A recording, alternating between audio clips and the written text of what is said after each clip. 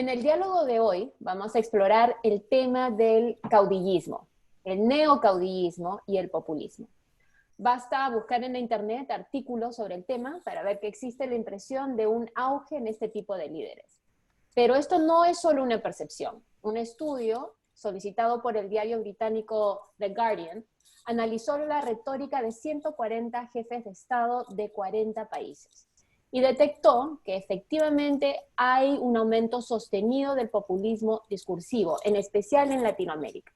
Entonces, comienzo por preguntarle al grupo, ¿cómo es que se explica la proliferación del caudillismo y populismo en nuestros gobiernos? Yo diría que el prototipo de caudillo ha sido claramente Chávez últimamente. Lo que hay ahora es abundancia de populistas. ¿Y a qué se debe básicamente, en mi opinión? A la débil estructura institucional de nuestros países, ¿no? Ese es el primer acercamiento que puedo hacer. Institucionalidad débil, ¿no es cierto?, propicia, institucionalidad no solo de las instituciones del Estado, sino incluso de la parte privada, comenzando con los propios partidos políticos. Ahora, ¿cómo se explica entonces que se dé Donald Trump en Estados Unidos, donde sí hay, bien que mal, instituciones relativamente fuertes y definitivamente dos partidos políticos que tienen muy delineada cuál es la ideología que representan? ¿Donald Trump lo pondrías como populista? Sí. Porque si es que vemos el discurso, y de nuevo, analizando su discurso, tiene la mayoría de características, las presenta como un populista. Y es más, está incluido dentro de la lista de este estudio que se hizo, ¿no? Reciente. Úrsula, mira, yo estuve viendo lo que primero hay que ver cuál es la definición de caudillo. Estoy viendo acá en Wikipedia y aparece que es un término empleado para referirse a un cabecilla o líder, ya sea político, militar o ideológico. Aunque en un sentido amplio, este término se utiliza para cualquier persona que haga de guía de otras en cualquier terreno. Sí. El uso le ha dado la palabra caudillo una cierta connotación política. De repente en mi pregunta no debí incluir caudillo, sino neocaudillismo y populismo, que es el término que se usa ahora, obviamente neocaudillismo dentro de Latinoamérica y populismo de una manera más general en el mundo. Lo que yo siento, lo que tú vas es al líder político dictatorial, a ser dictatorial, me da la impresión. Entonces, de repente retrocedemos unos pasos y básicamente un líder populista es un líder que no usa argumentos, que generalmente se centra en fraccionar a la sociedad y tiende a decirte lo que quieres escuchar, tiende a hacer muchas promesas y no ofrecer en realidad verdaderas soluciones institucionales porque no le interesa el diálogo. Lo que le interesa es precisamente si es que hay facciones ya sea por temas raciales o de inmigración o de posesión de tierras, económicas, etcétera, va hablándole a cada uno de estos nichos y obviamente tiene, digamos, su base de apoyo en diferentes grupos, pero no crea un diálogo. Y a través de eso, en realidad, muchas veces tampoco avanza mucho en lo que son acciones reales de gobierno. O sea, no se hace mucho en sus gobiernos, además. Tiene a haber un estancamiento porque precisamente no hay diálogo ni consenso. Yo te mencionaba que para mí el último gran caudillo en América Latina fue Maduro, y ahora lo que hay es populismo. ¿Qué tienen? O sea, el caudillo de ayer es el populista de hoy. El caudillo de ayer piensa igual que el populista de hoy. ¿En qué sentido? ¿Cómo dice las cosas? ¿Qué es lo que transmite? ¿Cuál es su mensaje? Su mensaje es: la voz del pueblo es la voz de Dios. ¿Okay? Exacto. Y yo actúo en función de eso, en función de lo que me dice la calle, ¿no es cierto? Si la calle me cierra el Congreso, yo busco resquicios legales y lo hago, ¿no es cierto? Estoy respondiendo de una manera populista, ¿no es cierto? Ahora, a eso yo le agregaría, Mario, que cuando dices el pueblo, no se refiere a toda la ciudadanía, sino regresando un poco al tema anterior, Cristian, a lo que se refiere con el pueblo es a los grupos a los cuales apela. Porque no le habla a la ciudadanía en general. va apelando. Entonces, por ejemplo, puede ser ustedes, clase, por decirlo, obrera, que han sido olvidados, no sé qué, o ustedes, por ejemplo, que viven en los Andes, que han sido, o sea, apela a facciones. Cuando dice el pueblo es un término que además se utiliza de una manera muy libre para diferentes grupos, ¿no? No, sí, correcto, estoy totalmente de acuerdo contigo. O sea, lo que pasa es que cuando normalmente hablan del pueblo, ellos tratan de decir, este es el soberano es el pueblo, no lo identifican Claro, propiamente, ¿no? claro. Sino dicen, yo hablo por el pueblo, hermano, si tú te sientes parte del pueblo, está bien. Ahora, hay populistas, esto tiene muchas variantes, porque hay el populista el que está en el gobierno, pero también hay regionalismos que tienen, yo no diría populistas, no diría caudillistas, hasta especie de caciques, que al interior, ¿no es cierto?, mueven, por ejemplo, no quiero minas, sino quiero que solamente haya agro, y mueven, el pueblo dijo que no quiere una mina, ¿ok? ¿No es cierto? Y en función de eso los eligen, ¿no es cierto? Y eso, y el pueblo se refiere a ese grupo específico, ¿no es cierto?, que se siente afectado. Claro. Pero ellos tienden a pluralizar, a universalizar al pueblo, dando a entender que es el 100%, y cuando no es cierto. Claro. ¿Cierto? Claro, finalmente siempre excluyen a ciertos grupos, ¿no? A veces, generalmente son los grupos de élite, entonces dicen los que siempre han estado en el poder, etcétera, etcétera. Pero más allá de eso, por ejemplo, en Estados Unidos, Trump excluye a los inmigrantes. No forman parte del pueblo. El pueblo, en realidad, él se refiere a poblaciones específicas en zonas generalmente rurales de Estados, no a la población de las grandes ciudades. Entonces, ¿de qué pueblo estamos hablando si verdaderamente, porcentualmente, qué se representa? Pero es su base. Son las personas que lo apoyan. Y como dice Mario, lo que hacen es utilizar el En ese pueblo, momento es sí, mayoría. en el Pueblo discurso. en ese momento es mayoría. Y entonces se atribuyen, ¿no es cierto?, el pueblo. Porque saben que van a salir unos cuantos a la calle a protestar porque no están de acuerdo, ¿no es cierto? Entonces él dice, ah, bueno, estos son 4 gatos, pero el pueblo, porque en ese momento es mayoría. Cuando dejan de perder su base de apoyo, entonces los gobiernos populistas se caen, ¿no? Si es que no tienen una base de apoyo más sólida como Fuerzas Armadas, Claro. lo que sucede en Venezuela. Yo quiero compartirles una idea, porque yo sí creo que el hecho de que haya un resurgimiento del populismo responde a que diferentes facciones de la sociedad, y que esto varía dependiendo del país. Obviamente Argentina tiene diferentes facciones que Perú, que Chile, que Estados Unidos, ¿no? Pero no dejan de haber, o sea, no es una ciudadanía homogénea, hay facciones. Y el hecho de que un populista pueda apelar a las diferentes facciones, en cierta parte creo que es que sin importar el sistema, sea neoliberal o sea socialista, hay una crisis en cuanto a recursos y distribución de recursos, que crea descontento entre los diferentes grupos. O sea, ese descontento se siente en Estados Unidos, que es un sistema totalmente neoliberal, y pese a que no es el mismo sistema, ese mismo descontento por facciones también lo puedes encontrar en Bolivia, o en Honduras, o El Salvador, o Colombia, o Chile ahora. Entonces, esa es la impresión que tengo, que en realidad la respuesta no está tanto en que hayan surgido personas muy elocuentes, sino que hay una crisis en cuanto a distribución de recursos y una polarización, además, de la riqueza. No sé qué Absolutamente opinen de ustedes acuerdo. al respecto. Preguntarle Absolutamente a de Diego, a acuerdo. ver qué pasa en Argentina, que cómo va el péndulo, ¿no es cierto? Estaban hartos del kirchnerismo, depositaron su confianza en Macri, Macri no les dio lo que quería, perdió el apoyo popular y estamos regresando a lo anterior. O sea, la base social es variable en función de, como dice Úrsula, cumplir o no con las necesidades de esas mayoría que es mayoría en un momento y que deja de serlo probablemente en un plazo que puede ser incluso relativamente corto. Diego, ¿cómo ves tú eso desde Argentina? Eh, Acá me parece que no comparto la visión de Mario en el sentido de que la gente no, digamos, terminó dándole la espalda a Macri porque no solucionó las cosas, que es verdad.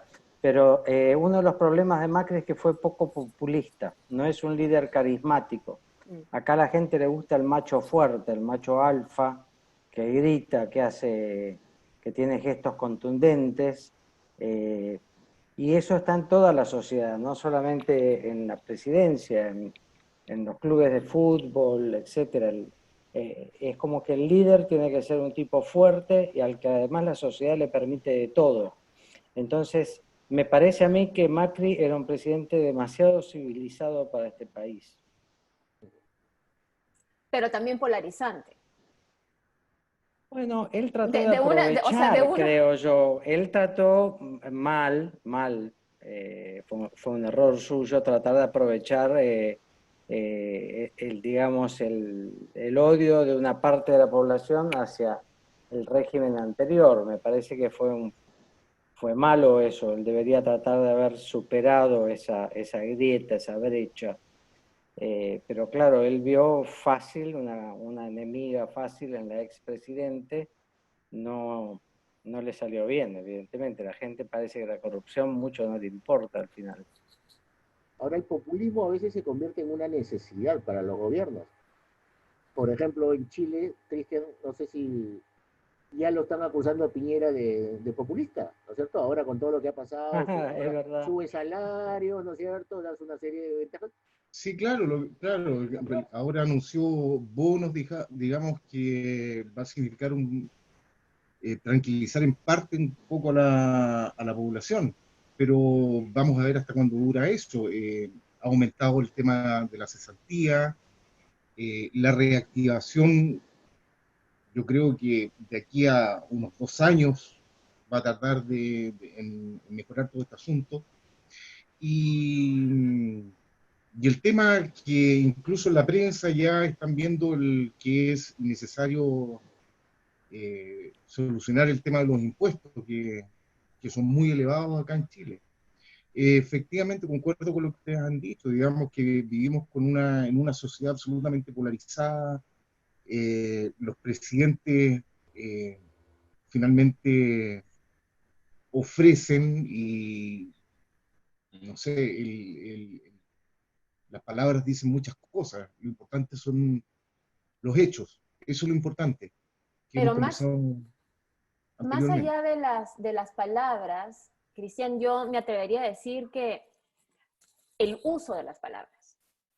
Porque, por ejemplo, es muy diferente, hablemos de Chile, que Piñera haga promesas y ofertas que quiere escuchar la gente, a que verdaderamente abra un espacio para el diálogo. Hasta ahora, de una manera oficial, no pareciera que se ha dado un verdadero diálogo, no polarización, sino un diálogo hacia dónde se quiere llevar a Chile. ¿Cómo ves tú la salud, por así decirlo, el estado de un diálogo serio en Chile en este momento? Es que eso efectivamente es lo que ha estado esperando la población, un diálogo con los partidos políticos, que se abra un poco más el gobierno a recibir sugerencias. Y mira, a través de los medios de comunicación da la impresión de que el presidente, eh, no sé, creo que falta un mejor asesoramiento sobre todos los discursos que él ha entregado, porque finalmente son los mismos discursos que se van repitiendo una y otra vez. Entonces la Pero un población finalmente... discurso no abre el diálogo. ¿Me entiendes? O sea, ahora, si uno fuera mal pensado, les voy a compartir un pensamiento para que me den su opinión. Y dice, el discurso populista ha reemplazado el diálogo racional construido para promover la estabilidad y el consenso. ¿Sí? Sí, claro. Entonces, y esto es lo que yo veo que se repite en los gobiernos populistas, sin importar cuáles son. O sea, no se está dando el diálogo. Pareciera que no hay un interés por tener un diálogo social, una gobernabilidad. Yo ¿Por estoy de qué? acuerdo. Creo que no hay interés en un diálogo, hay un interés en la confrontación y en el fanatismo. Se incentiva el fanatismo y se incentiva la pelea como un discurso ante la falta de soluciones de fondo, ¿no? Ataco al otro. La culpa siempre la tiene alguien. O sea, siempre pasa algo y se busca el culpable, ¿no? Y se lo destroza, digamos, mediáticamente. Los líderes lo cocinan, como se dice acá. Claro, y finalmente los pleitos distraen. Claro, sí, a la gente le gusta más, sí. A la gente le gusta más el pleito que una discusión civilizada. El populismo no se concibe sin una base de poder real, ¿cierto? Puede ser, por ejemplo, en los 50, que hizo, por ejemplo, Perón unirse, meterse al bolsillo de los sindicatos, ¿no es cierto? Entonces, tú para ser populista necesitas tener una base de apoyo grande, que a su vez sea capaz de enfrentarse con herramientas al que ves como rival. Entonces, ese enfrentamiento, el querer pelearse, es un poco incentivado por el mismo populismo. Oye, tú me apoyas, métele su zancadilla a este que no me fastidie la paciencia, ¿no? Entonces, es base de poder, pero ellos, repito, esa base de poder a veces se achica. Yo no estoy tan de acuerdo contigo, Mario. Yo creo que creo que el objetivo de no promover el diálogo es una estrategia populista de mantenerse en el poder sin tener que construir. Esa es mi impresión. Sí, yo también pienso eso. Es la forma fácil de mantenerte en el poder. Lo interesante es que precisamente una consultora chilena, Cristian, que se llama Latinobarómetro, determinó que solo el 40% de la población latinoamericana se muestra satisfecha con la calidad democrática de sus respectivos países. O sea, hay un descontento.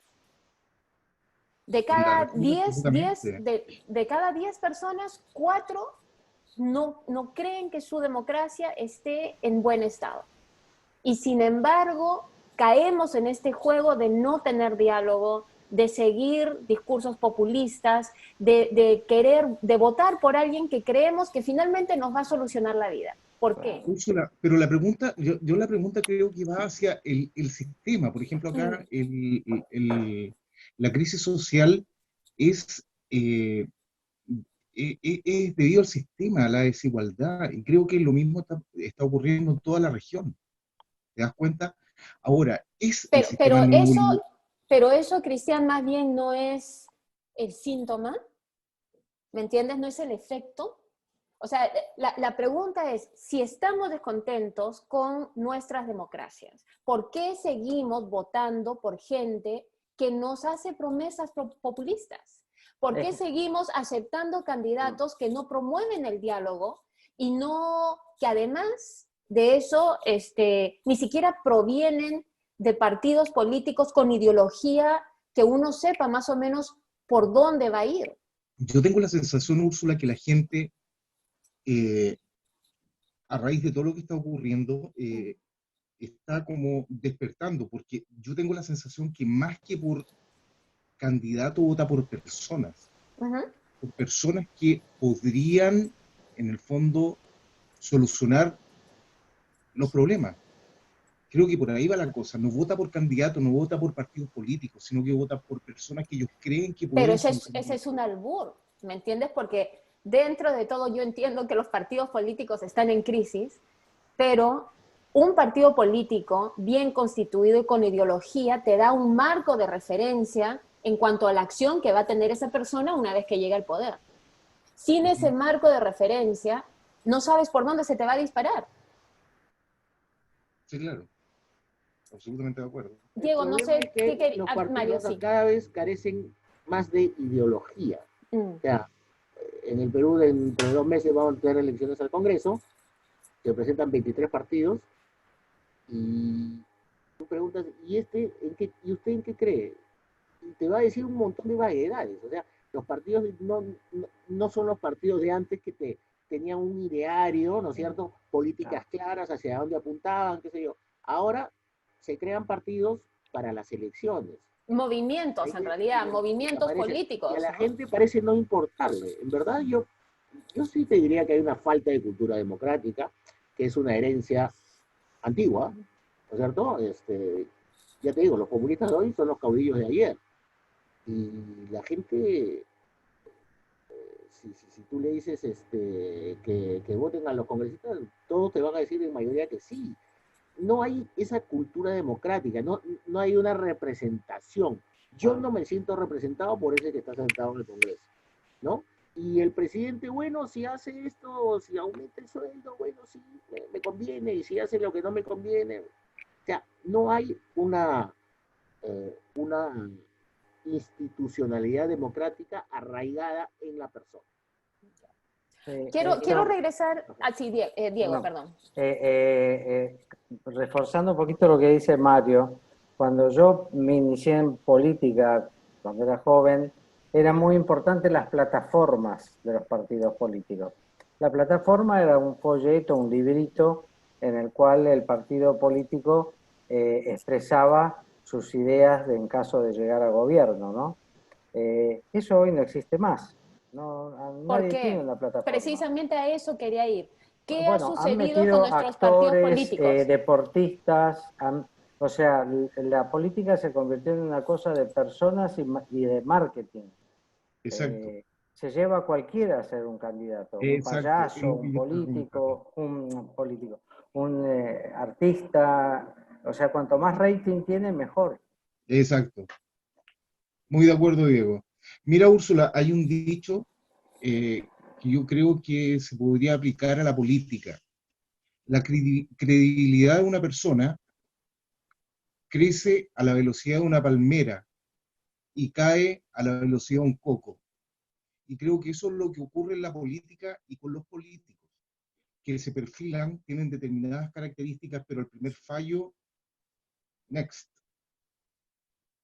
Claro, lo que No sé si ustedes sucede están es de que acuerdo. si te pones a pensar en el siglo, obviamente el siglo XX, porque venimos pues de repúblicas relativamente jóvenes, habían pensadores, ¿sí? Grandes pensadores. Había ideología detrás de los partidos políticos, pero eso se ha ido desvaneciendo. Y puede ser que en parte sea porque se han dedicado más al marketing, pero yo creo que hay algo más por detrás de eso.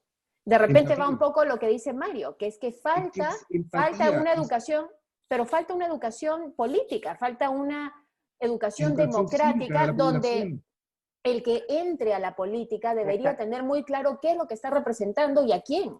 Pero al populismo no le interesa la educación. No, El claro. No, populismo le interesa, justamente perjudica la educación y la utiliza como una herramienta ideológica. A mí me pasa con mis hijas, que yo estudio con ellas las cosas que les enseñan en los colegios, y yo digo, pucha, si mienten así en cosas que yo he vivido, que yo las recuerdo, lo que deben hablar de 2, 3 siglos atrás, ¿no?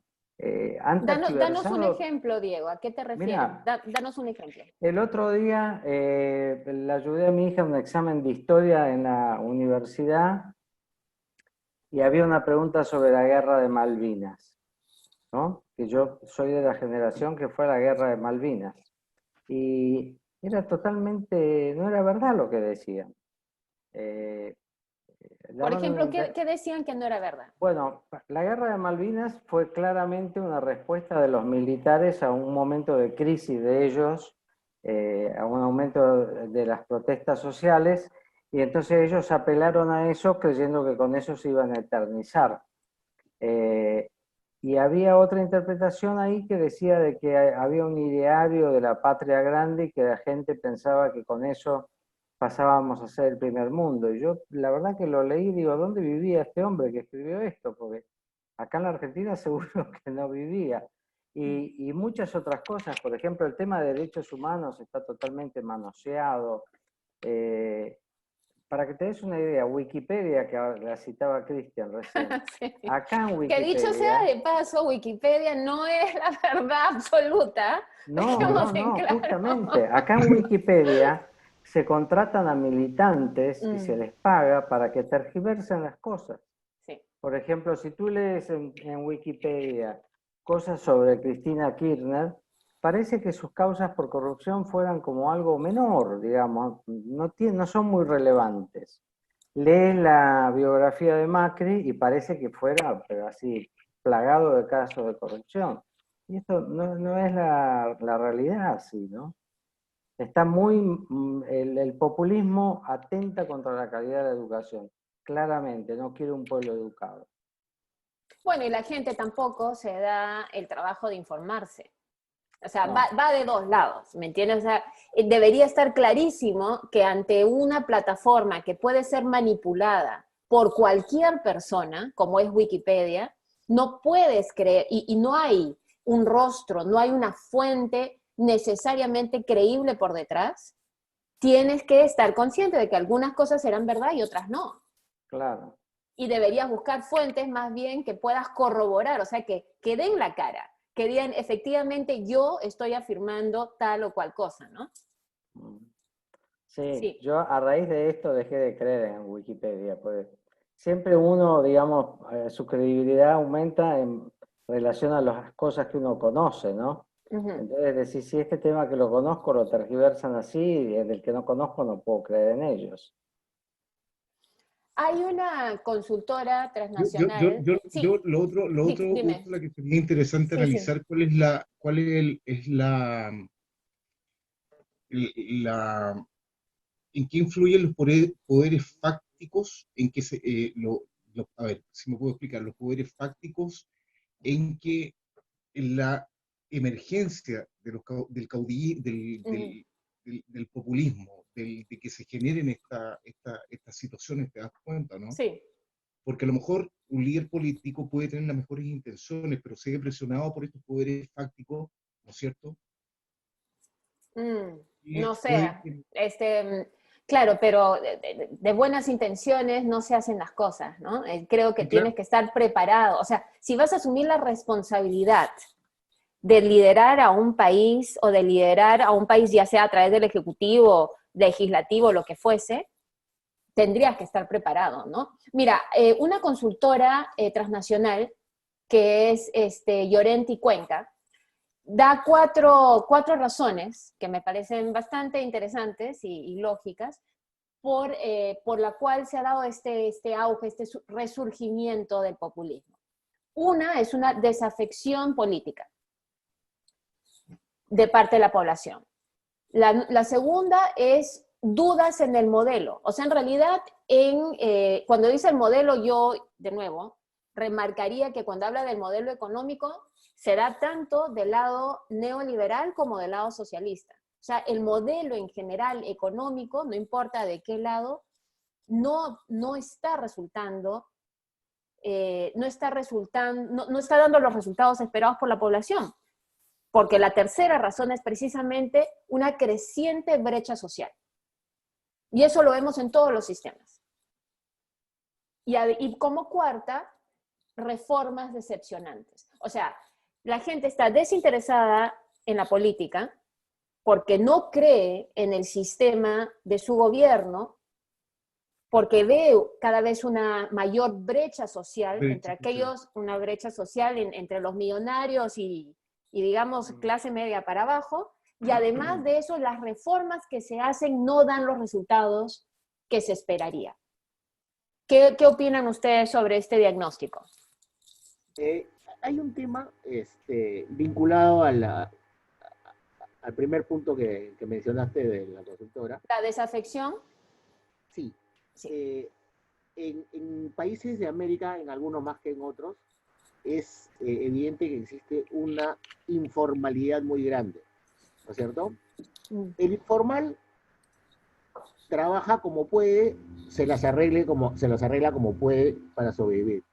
Y ha hecho de eso, y eso se ha normalizado en la sociedad. Una bodega se abre y al día siguiente se cierra, y el que era gafitero al día siguiente está trabajando de de cualquier otra cosa, ¿no es cierto? Electricista, Entonces, lo que fuera. de lo que sea, ¿no es cierto? Entonces, esas personas, que son, en el caso del Perú, cerca del 70% de informalidad laboral, ¿no es cierto? Esas personas en el fondo no esperan casi nada del Estado. Ya se acostumbraron a vivir sin que el Estado les dé mayor cosa. Ellos se la buscan, ¿no es cierto? Ah, que me den mi segurito social por ahí, qué sé yo.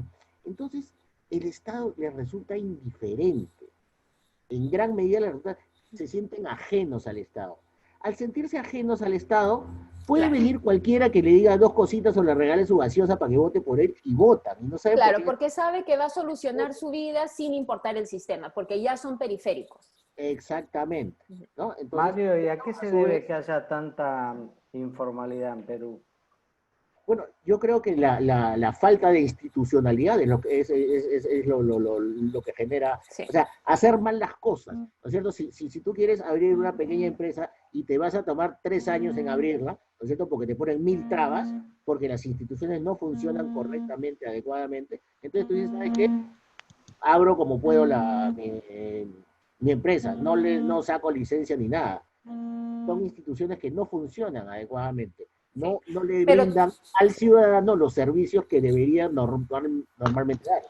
y eso, Diego, también se refleja, y no solamente en Perú, ojo, eso también se refleja en el sistema económico, en la salud de la economía. ¿Qué sucede? En Perú, a partir de los 40 años, muchas personas entran a un retiro forzado, ¿sí? Son depuradas del mercado laboral formal. ¿Por qué? Porque como no importa tanto la calidad, no importa la mentoría, la experiencia, simplemente son reemplazados. Y van quedando en una informalidad. Pero eso no solamente es, y eso lo hablábamos, Cristian, el otro día, en Chile también sucede, que cada vez más hay profesionales que 20 años, 25 años antes de la edad de retiro oficial, se quedan sin trabajo. Pero porque la experiencia no es algo que se considere valioso. Ahora, no, en realidad, ¿no? La prioridad en general, y yo diría aún en Estados Unidos, son los costos, ¿no? Y las ganancias especialmente en países como Estados Unidos, la ganancia para los inversores. Claro. Entonces, esa informalidad, estoy de acuerdo contigo, claro, y finalmente, Mario, esa informalidad va a generar, y esa desafección va a generar que haya dudas en el modelo. O sea, ¿qué interés vas a tener en un sistema o en una propuesta de gobierno cuando tú eres satelital y periférico a lo que se está haciendo y decidiendo? Claro. Adicionalmente, para terminar un poco el análisis de por qué hay tanta informalidad en el Perú, nosotros tuvimos un proceso muy, muy, muy triste y penoso, ¿no? Que fue consecuencia del terrorismo que tuvo nuestro país. Y hacia los 70s y los 80s hubo una migración muchas personas emigraron a la capital por seguridad. Esto hizo que se generara un mercado no atendido, pero no fue no fue una migración poca, o sea, estamos hablando de millones de personas. Lima es una ciudad con 12 millones de personas y 8 millones de personas viven en la periferia.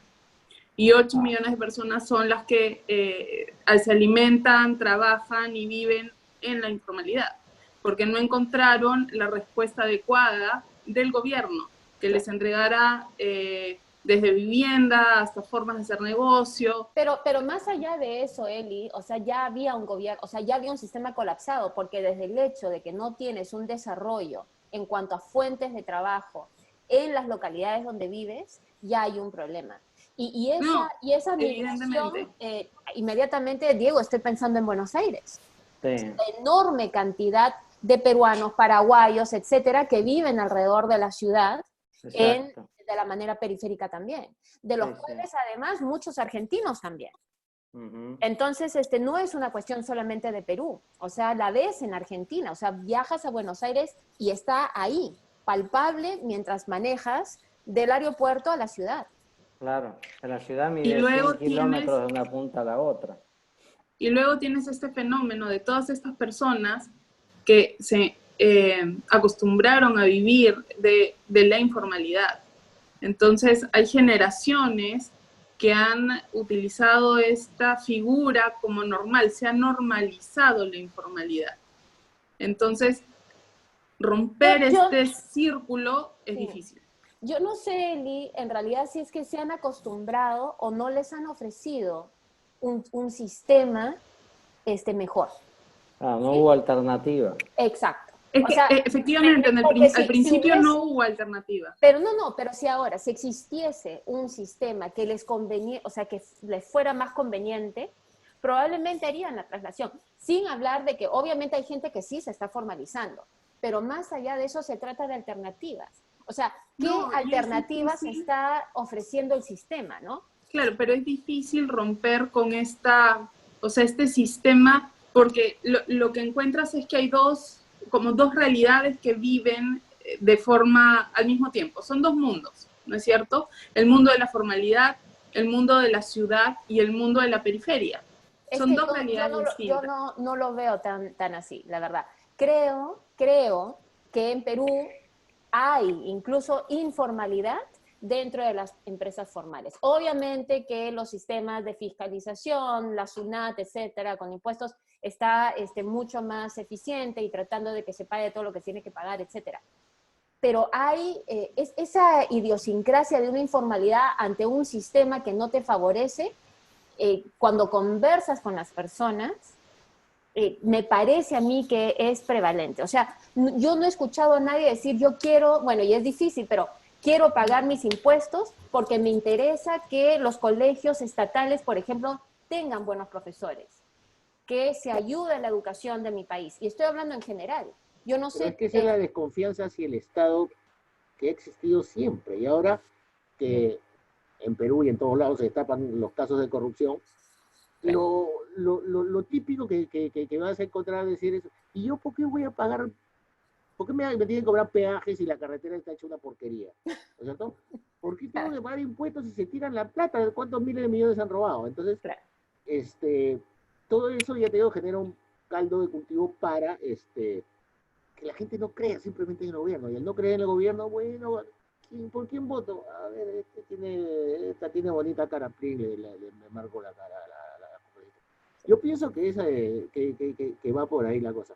Y si me permites plantear un temita, regresando ya al tema populismo propiamente, no sé, ponerlo en la mesa, a ver qué opinan. ¿Existe algún rol que están jugando las redes sociales ahora que están tan de moda desde hace relativamente poco tiempo? O sea, ¿en qué sentido? Es que yo creo que antes la gente leía más, se informaba más de medios más serios. Ahora tú puedes encontrar cualquier estupidez que escriben, ¿no es cierto?, en los foros y en las redes y todo lo demás. Y la cantidad de gente que se la cree y que ya no se da mayor trabajo de informarse es alucinante. Eso es totalmente cierto. Nunca estuvimos tan desinformados como ahora. Tenemos todas las herramientas para estar súper informados y hay una desinformación espeluznante. Sí. Y aparte que hay demasiados fake news, noticias falsas. Sí, claro. Y la gente las cree. Los políticos contratan sus trollers, ¿no? Todos tienen sus ejércitos de trollers. Bueno, algo que fue el tema de mi tesis, en realidad, que es la desinformación. O sea, algo que perfeccionó el gobierno de Fujimori fue eso, ¿no? Las campañas de desinformación a través de todos estos periódicos que le llamaban periódicos chichas, amarillistas, que comenzaron a salir y que en realidad lo que hacen es abrumar, digamos, con una oferta supuestamente noticiosa, pero donde, como dice Cristian, ahora está el término gracias a Trump. O sea, eso hay que darle crédito a Donald Trump del fake news, que en realidad la ironía es que él acuñó algo precisamente a los medios que querían informar, que es interesante. Algo que quería, antes de que entremos más a lo que es la información, Cristian, tú dijiste con justa razón que falta empatía de parte de los líderes, los jefes de Estado, los líderes de nuestra comunidad. Pero ¿no crees que también falta un poco de empatía y solidaridad de parte del ciudadano, por ejemplo, que esté dispuesto a pagar sus impuestos, o sea, que verdaderamente, que gustosamente quiera pagar sus impuestos, sus responsabilidades, etcétera, para un bienestar común? Es que acá en Chile la gente paga sus impuestos. Acá en Chile la gente paga sus impuestos. El tema es que cuando el sistema se torna abusivo, porque conversaba con el tema de la gasolina, cuando los impuestos son elevadísimos, cuando tienes que pagar cantidades exorbitantes por transitar por una carretera, te genera, es más, cuando hay aumento de la cesantía, que la cesantía atenta contra la dignidad de la persona, ¿te das cuenta, no? Cuéntanos un poco sobre ese tema, ¿qué es lo que ha ocurrido? Cristian, ¿en qué porcentaje está el nivel de desempleo en Chile? No tengo la cifra exacta hoy día, porque hoy día dieron es más, la estaba buscando, aumentó en... ¿A raíz de la crisis que está habiendo o por otro? Sí, de la crisis social, exactamente. No, por la crisis aumentó. Entonces, pero ¿cuál es la explicación? ¿Por qué tendría que haberse despedido personas por una cuestión coyuntural que además lleva, ¿qué? ¿Un mes? ¿Un mes y medio? ¿No? Desde octubre. Claro, entonces estamos hablando de un mes y medio, o sea, eso no debería justificar un aumento significativo en el desempleo. ¿Por qué? ¿Cuál es la justificación para que así sea? Mira, justamente el otro día unos fotógrafos de Chile me estaban mandando fotos de estos conflictos callejeros y yo veía los comercios ahí, porque más o menos son casi siempre por los mismos lugares, por lo que logro identificar en la foto. Y veía todos los comercios cerrados y decía, pucha, estos tipos, qué desgracia, no deben vender nada desde hace semanas. Claro. Me imagino que debe haber aumentado la cesantía. Pero si estamos hablando, Diego, de una zona, o sea, estamos hablando, cuando hablas de cesantía o hablas de desempleo, estás hablando de porcentajes generalmente a nivel nacional. No tengo la información, pero me llamaría la atención que si unos comercios, ¿me entiendes? No estamos hablando de Falabella, de Saga Falabella, estamos hablando de unos comercios, ¿no? En la calle, etcétera. Me imagino que a eso te refieres. Sí, todo tipo de comercio. ¿Cuál puede ser el impacto en algunas zonas, en el centro de la ciudad, etcétera, sobre un porcentaje nacional? No lo sé, no debe ser ¿me entiendes? Pero me llama la atención que después de un mes y medio de estas actividades, tan rápidamente haya un impacto como dice Cristian que hay. Lo primero que sería es ver si verdaderamente ha habido un alza significativa en el desempleo en Chile, significativa, o es más bien una sensación que tiene el ciudadano. Úrsula, disculpa, 10% 10% del desempleo en octubre. Noviembre, te digo, lo estoy buscando, estoy con el computador acá. Te lo doy inmediatamente, lo estoy buscando acá en internet. Podría ser que ante ese panorama haya una retracción en las inversiones también, ¿no? Yo creo que más que nada va por un tema más estructural. O sea, desde hace algún tiempo Chile ha dejado de crecer a las tasas en las que había estado acostumbrado a hacerlo. Sí. Y eso se refleja en el desempleo. Yo creo que esa es la razón, ¿no es cierto? Sí, y tengo la impresión de que el gobierno va a querer que la gente crea que tiene que ver con esta movilización social, esta situación y coyuntura, más que admitir que en realidad hay un decrecimiento en la economía. Si es que Chile no ha venido con el crecimiento que se esperaba, eso va a tener un impacto sobre su mercado laboral.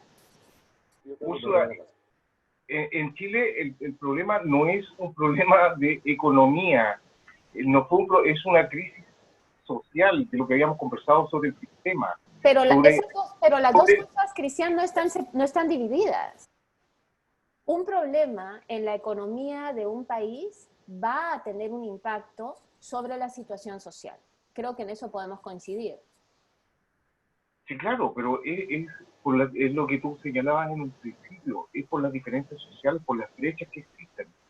¿Te das cuenta o no? Porque los sueldos mínimos son demasiado bajos, porque las jubilaciones, las pensiones solidarias son bajísimas acá en Sí, Chile. pero si a eso le agregas, Cristian, y puede ser, yo sí me acuerdo, Mario, por favor, corrígeme aquí.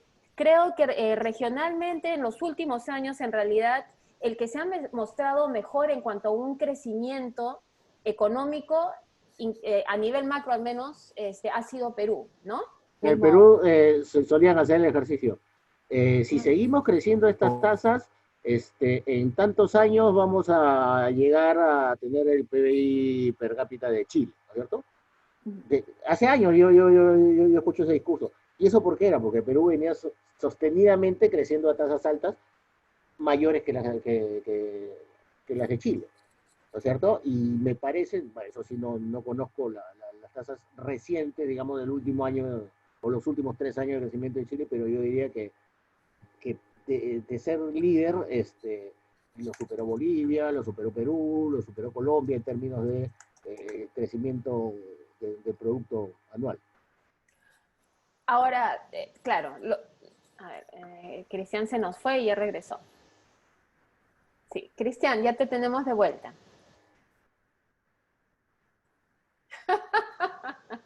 Cristian, estabas en San Francisco.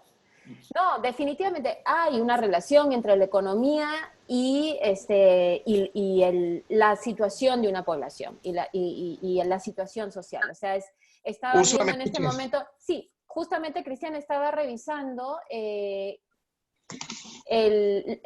crecimiento de la economía chilena y antes de que se dieran estos sucesos, lo estaban proyectando en 2.25 a 2.75%, que es relativamente bajo. Bueno, entonces, digamos que para cerrar el tema del populismo, especialmente en Latinoamérica, que es la región en la cual nos estamos enfocando, ¿cuál creen ustedes que es la solución para tener líderes políticos que busquen construir el diálogo, que busquen construir consenso? Qué pregunta, ¿eh? A mí empezar, me parece que el problema es que una cuestión de proporciones, ¿no? El populista busca la explicación fácil, comprensible por una gran mayoría, y la recompensa fácil para su votante, que va desde un par de zapatos hasta un pequeño empleo en un municipio, etcétera, etcétera. Con lo cual, en general, agigantan el problema, porque cada vez hay más empleados ociosos y rentados en las municipalidades, en las ciudades. Entonces hace falta una mayor carga impositiva para pagar eso, y eso impacta sobre la parte formal de la economía, ¿no? Y es como que el populismo se nutre de la informalidad. El populismo está bien con la informalidad, se lleva bien. ¿Cómo cortamos esa cadena? Hay que encarecer el costo de ser político populista. Perdón, ¿no? Mario, no te escuché bien. ¿Qué decías? ¿Cuál es la solución? ¿Cómo cortamos esa cadena? Hay que encarecer el costo de ser populista. ¿Qué quiere decir? Que si tú lo eres, ¿no es cierto? Tú mientes o llegas al poder por razones subalternas, vas a tener que pagar alguna consecuencia. Entonces, el problema de la corrupción y de los políticos que caen es de alguna manera una forma de desalentar a aquellos políticos populistas, ¿no es cierto?, que entran simplemente con un discurso populista para ganar, ¿no es cierto?, pero buscando de alguna manera beneficios propios, ¿no? Y esto es evidente, o sea, la vez pasada le preguntaban a un político peruano, ¿no? Decía, ¿y el próximo congreso que van a elegir? Decía, pero solamente lo van a elegir, van a estar solamente por 1 año y medio, ¿no? ¿Quién va a gastar tanta plata solamente por 1 año y medio, ¿no? Como diciendo, no voy a recuperar mi inversión. Entonces, como que se le escapó, ¿te das cuenta? Entonces, ¿cuál es la razón por la que quieren llegar al poder? ¿no es cierto? Lamentablemente, o sea, en muchos casos, evidentemente no en todos, es un medio de ingreso. Efectivamente, por un tema personal. Sí. O sea, en realidad crear sistemas donde haya un costo social más alto, donde haya un costo personal más alto para aquellos que entran a política. Si entraste para robar y te chapo, te vas a la cárcel, 25 años, ¿no es cierto? Eso se encarece, ya la piensa 2 veces, ¿no? Claro, pero ahora viene el huevo y la gallina, porque ¿cómo cambias el sistema de un país con políticos que no lo quieren cambiar? Es que a veces es muy difícil cambiar por la propia estructura del Estado, del Estado en general. Te escucho, Mario, y lo que me parece entender entre líneas es que lo que se necesita es un replanteamiento y una reestructuración.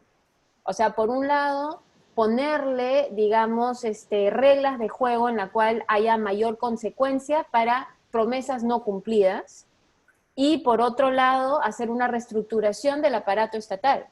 Úrsula, disculpa, yo concuerdo absolutamente con lo que ustedes están señalando. Sí. Los sistemas no son malos. Los sistemas no son malos. El neoliberalismo no es un mal sistema. Es el problema son las personas que lo aplican exactamente. No existe una conciencia social. El sistema no es malo. Entonces, ¿cómo se genera esa conciencia social, Cristian? Tanto del que postula como del elector. Yo creo que fortaleciendo las leyes, a quienes las hacen también. O sea, creo que lo que ¿Fortaleciendo las leyes o es a través de la educación? O sea, ¿me entiendes? Porque las leyes pueden ser perfectas, pero los que las van a impartir tienen que tener ciertas características, ¿no? De empatía, ética, etcétera. Exactamente, o sea, exactamente. ¿Cuáles son las características psicológicas de la persona? Hay gente que tiene empatía, hay gente que no tiene empatía, definitivamente. ¿Te das cuenta, no? Entonces, ahí se generan los problemas, la persona que no tiene la capacidad de ponerse en el lugar de la población. ¿Cuáles van a ser los resultados? Populismo y todo lo que hemos conversado, que no tiene sentido tampoco extenderse más de la cuenta. No sé, Diego, ¿qué opinas tú? Pero yo a eso, de nuevo, incorporaría al mismo ciudadano. Porque si yo no tengo capacidad de sentir empatía y solidaridad por mi co-ciudadano, por mi coelector, ahí también hay un problema. Sí, claro, pero es lo mismo que, volvemos a lo mismo, no sé si lo que decía Mario o lo que decía Diego, al populismo no le interesa una población solidaria, exacta, y culturizada por lo demás. Creo que vamos a dejar por ahora el tema. Obviamente que hay mucho lo cual se puede hablar. Y nada, les agradezco muchísimo el que hayan participado. Gracias a ti.